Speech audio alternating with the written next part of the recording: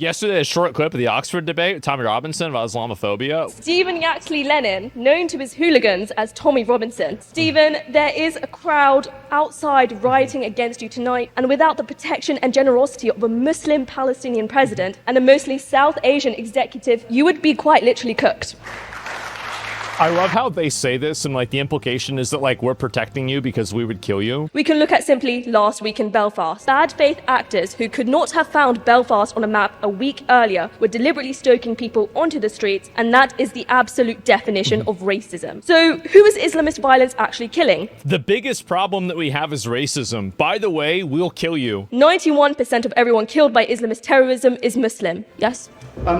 Are you suggesting that Islamic death meted out to other Muslims should not make people in the West suspicious because they care about Islam killing its own people? I think primarily the West's argument towards criticism of Muslim is to do with themselves, as opposed to how they treat other Muslims. That is the paradox of the modern culture war, actually. Offended by everything, shamed by nothing. The sensibility that finds Islam offensive cannot locate its own reflection in history. And trust me, the West has plenty of history to locate. The Inquisition, colonialism, slavery, the internment of Japanese Americans, McCarthyism. I say that is not Western values. That is Western failure. That is a Western disgrace. And this house is better than that.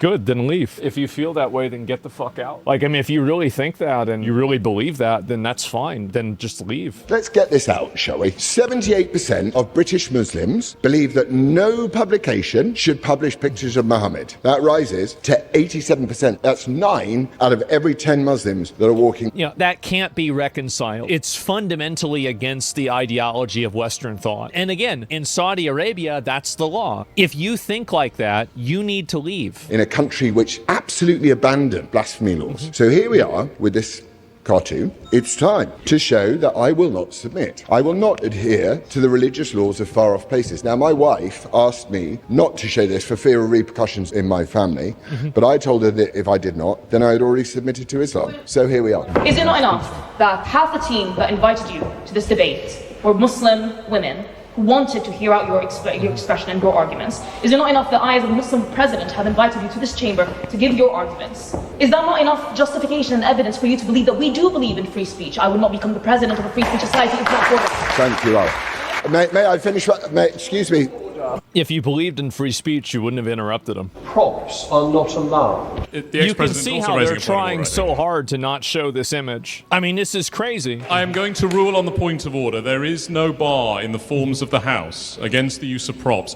However, I would encourage Mr. Fox to make the point and move on. I was until points of order. So it is in that spirit that I will not submit that I show you this as an Englishman who believes in free speech. Who's this? I will not submit. That's Muhammad. I will not bow down. This is the guy that made the point. Smog at 145. Oh, I see. Okay. Props are not allowed. For context, in this debate, Jacob Rees-Mogg was on the opposition side and arguing against the claim that the West should view Islam with suspicion. I think which rather proves the point I was trying to make. It was a bait. In this envelope lived your fear and your fear of Islam. What lived in this room is a healthy and brilliant and noble British tradition of suspicion of Islam. I encourage you to pass the motion. Thank you very much.